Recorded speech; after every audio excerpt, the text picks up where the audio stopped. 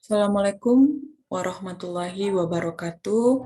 Halo Ananda semuanya. Nah, pada pertemuan kali ini kita akan mempelajari materi mengenai laju reaksi.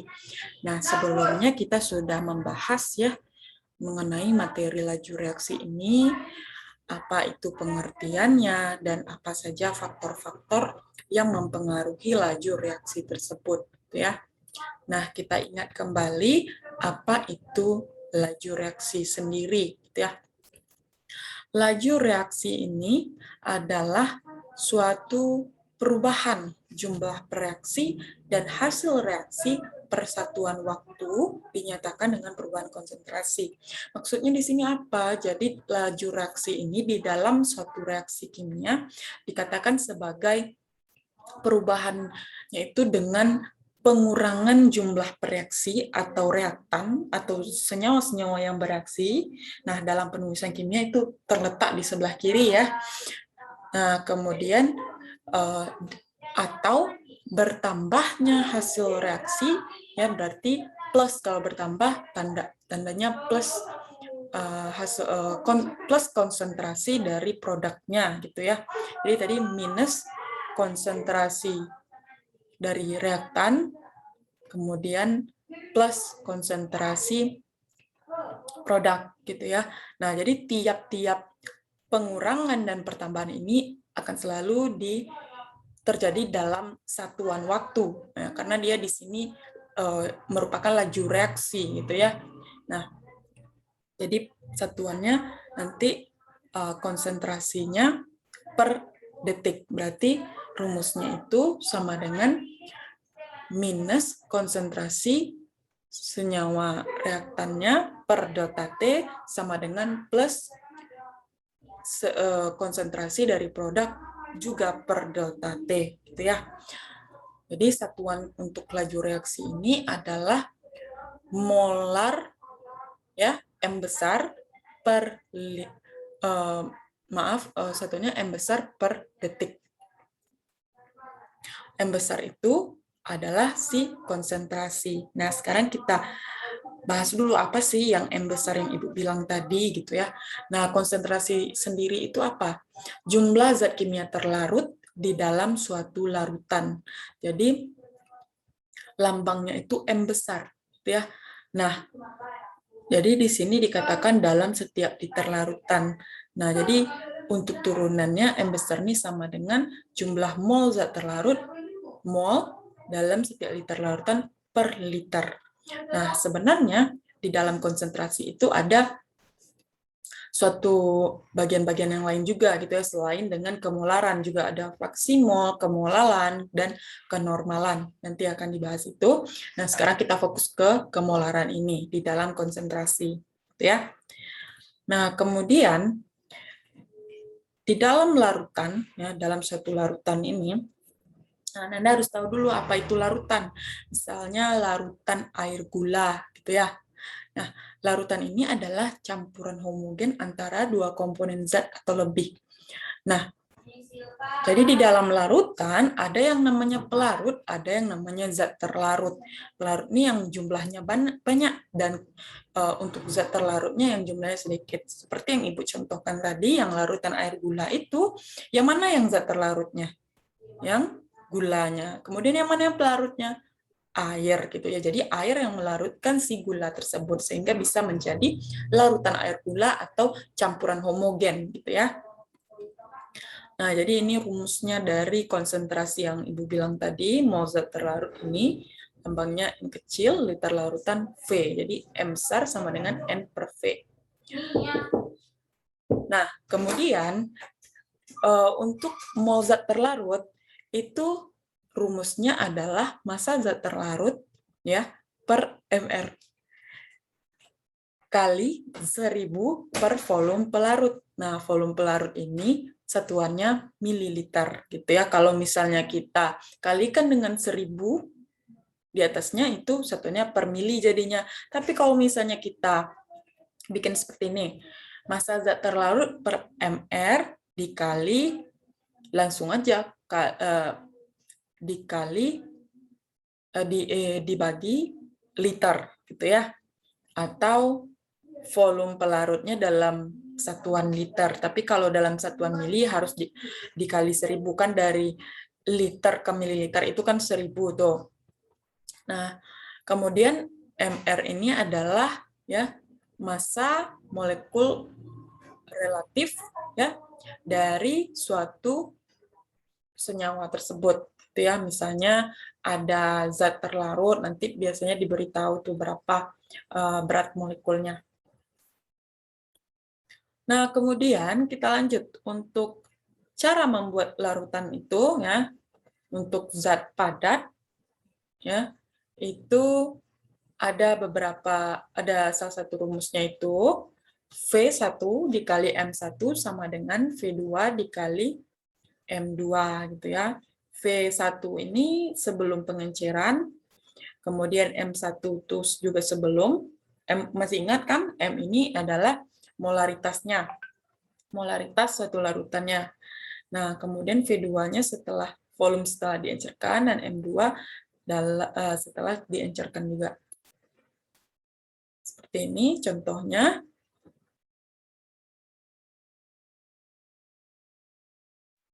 Oh. 100 ml larutan H2SO4 0,1 diencerkan sehingga konsentrasinya menjadi 0,01. Hitunglah volume larutan setelah diencerkan.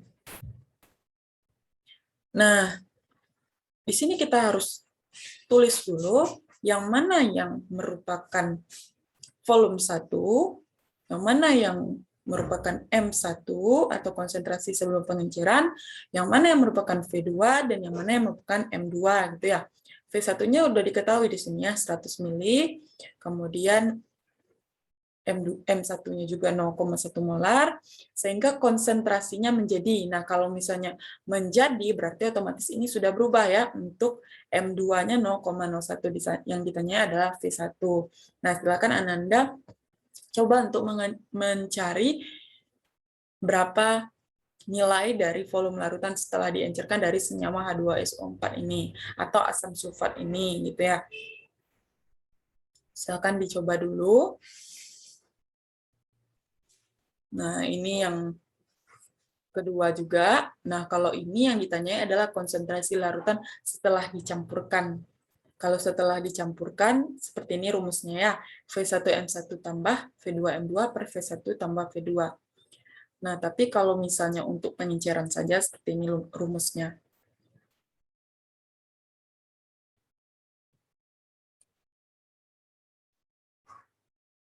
Nah, jadi laju reaksi ini merupakan gitu ya, suatu proses cepat atau lambatnya reaksi kimia itu berlangsung. Gitu. Nah, ini yang konsentrasi tadi. Jadi, reaksinya yang mana di sini? Reaksi konsentrasi si HCl. Jadi, kalau yang di sebelah kiri ini berapa konsentrasi HCl? Di sini ada 1 molar ya. Kemudian yang sebelah kanan ini ada berapa? Ada 2 molar. Yang mana yang konsentrasinya lebih besar? Nah, konsentrasi yang lebih besar yang 2 molar ini. Nah, di sini direaksikan dengan suatu magnesium ya. Logam magnesium 1 gram, masing-masingnya sama-sama 1 gram. Kita lihat yang mana yang lebih cepat reaksinya berlangsung. Nah, ada diperhatikan tadi?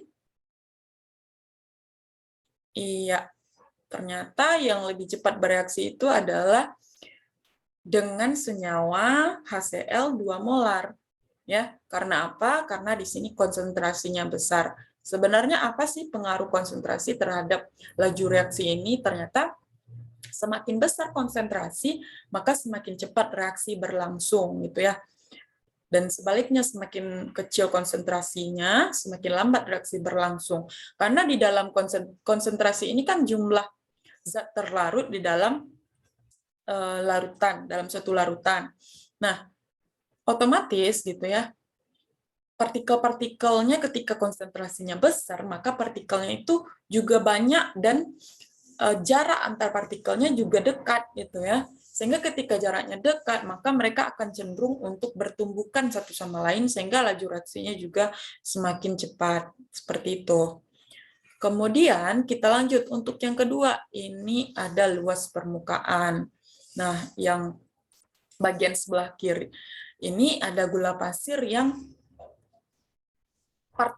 ukuran partikelnya itu kecil. Sedangkan untuk yang sebelah kanan ukuran partikelnya itu besar gitu ya. Ada perbedaan. Ibaratnya ini seperti butiran gitu ya, dan sebelah kanan ini seperti kepingan gitu ya.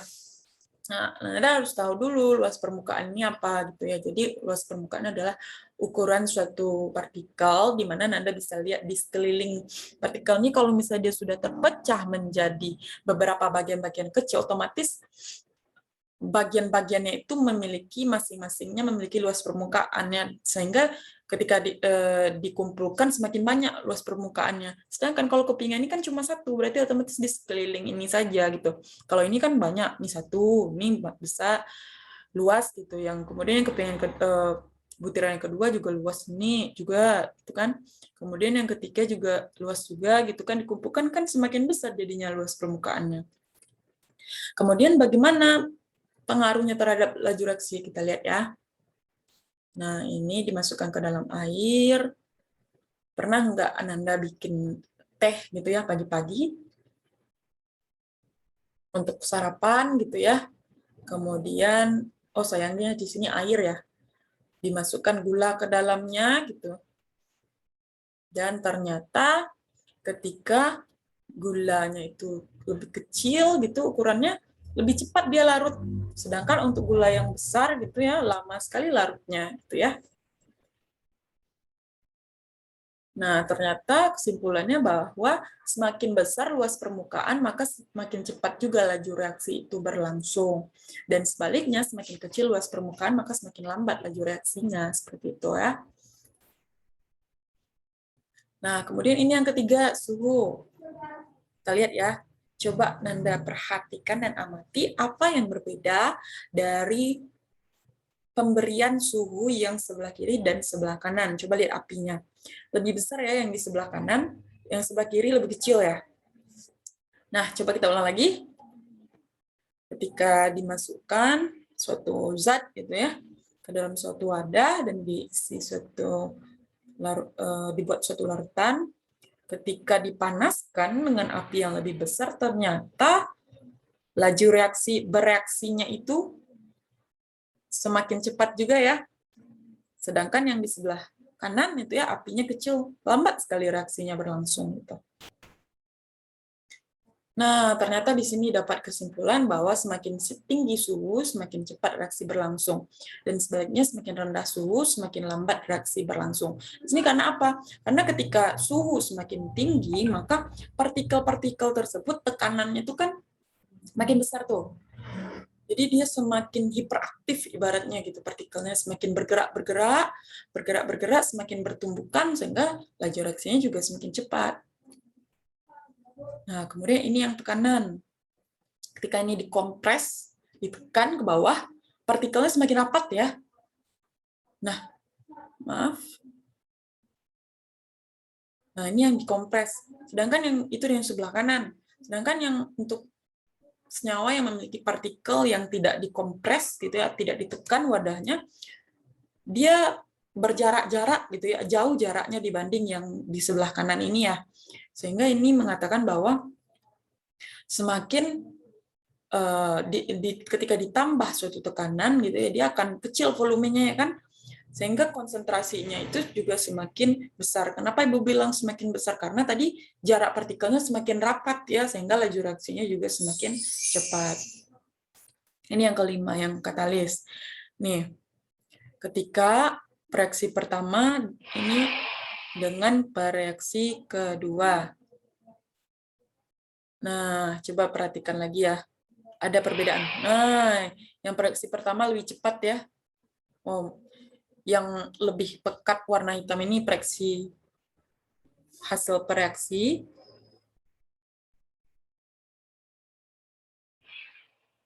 Oke, jadi yang hitam, yang warna abu-abu itu itu tidak ditambahkan katalis. Nah, yang warna hitam pekat ini ditambahkan katalis. Apa sih katalis ini, Bu? Gitu ya. Nah, katalis ini adalah suatu senyawa atau suatu unsur gitu ya, atau suatu zat yang digunakan untuk mempercepat laju reaksi. Jadi reaksi kimianya juga semakin cepat gitu. Dan untuk katalis ini dia tidak mengalami perubahan dalam reaksi kimia gitu ya. Jadi dia hanya sebagai media gitu untuk membantu saja gitu. Jadi dia setelah bereaksi dia kembali lagi seperti semula, seperti katalis itu gitu ya. Nah, contohnya di sini ada katalis Ni. Nah, biasanya itu diletakkan tuh di atas panah kalau untuk penulisan persamaan reaksi kimia. Katalis Ni ini kalau enggak dituliskan di soalnya ada katalis ini gitu. Nah, jadi dia tetap nanti kalau udah terbentuk nih kan senyawa barunya ini, maka si katalisnya juga akan memisahkan diri juga gitu. Dia tidak mengalami perubahan. Nah, untuk katalis ini ternyata ada dua ya jenisnya, ada katalis heterogen dan katalis homogen. Nah, di sini ada contoh katalis heterogen. Katalis heterogen ini apa sih, Bu? Nah, katalis heterogen ini adalah katalis yang memiliki fase yang berbeda dengan reaktannya. Di sini kan Ni, ada tulisan simbol S ya. Tahu Nanda? Masih ingat S ini apa? Artinya adalah solid. Solid ini apa? Solid ini artinya padat gitu ya dalam bahasa Inggris solid gitu. Nah, kemudian reaktannya ini ada dalam bentuk gas ya. Gas ini gas. Jadi beda fasenya gitu ya. Sedangkan yang satu lagi ada namanya katalis homogen. Nah, untuk katalis homogen ini dia fasenya sama, misalnya dia sama-sama gas gitu atau dia sama-sama solid gitu. Jadi itulah perbedaan antara katalis heterogen dan katalis homogen gitu ya. Jadi katalis juga dapat mempengaruhi laju reaksi. Nah, jadi ini ada beberapa soal yang Ibu berikan, silakan Anda jawab gitu ya. Di antara faktor yang mempengaruhi laju reaksi, manakah yang bukan faktor yang mempengaruhi laju reaksi? Kalau menurut Nanda, suhu mempengaruhi nggak tadi? Mempengaruhi ya, karena semakin tinggi suhu, maka semakin cepat laju reaksinya. Ya, karena tumbukan antar partikelnya juga semakin besar gitu ya. Kalau tekanan gimana ketika dia dikompres ya, laju reaksinya juga semakin cepat ya. Karena ketika dikompres itu jarak antar partikelnya semakin rapat gitu ya. Nah, konsentrasi semakin pekat gitu ya, dan laju reaksi ketika konsentrasi semakin pekat bagaimana? Kalau laju reaksinya juga semakin cepat ya. Nah, kemudian pH, Nanda, kalau menurut Ananda pH ini mempengaruhi nggak? Nggak mempengaruhi ya. Nah, kemudian luas permukaan mempengaruhi, katalis juga mempengaruhi. Semakin besar, maka semakin besar luas permukaan, maka semakin cepat juga laju reaksinya. Sedangkan katalis juga ketika diberikan suatu katalis di dalam suatu senyawa itu, maka laju reaksinya juga semakin cepat. Jadi yang tidak benar, yang tidak mempengaruhi laju reaksi di sini adalah pH. Nah, kemudian kita bahas lagi yang kedua, yang akan memperbesar laju reaksi, kecuali pada suhu tetap ditambah katalis benar. Suhu dinaikkan benar, pada suhu tetap tekanan diperbesar. Apakah benar? Benar ya. Kemudian pada suhu tetap volume diperbesar. Jadi kalau misalnya volumenya diperbesar, otomatis jarak antar partikelnya makin renggang dong. Otomatis tumbukannya gimana? Semakin lambat gitu ya. Jadi laju reaksinya juga semakin kecil. Jadi jawabnya yang D ya. Kalau yang E pada volume tetap ditambah zat reaksi lebih banyak. Kalau zat reaksinya lebih banyak, otomatis jumlah partikelnya semakin banyak, konsentrasinya semakin besar, maka laju reaksinya semakin cepat.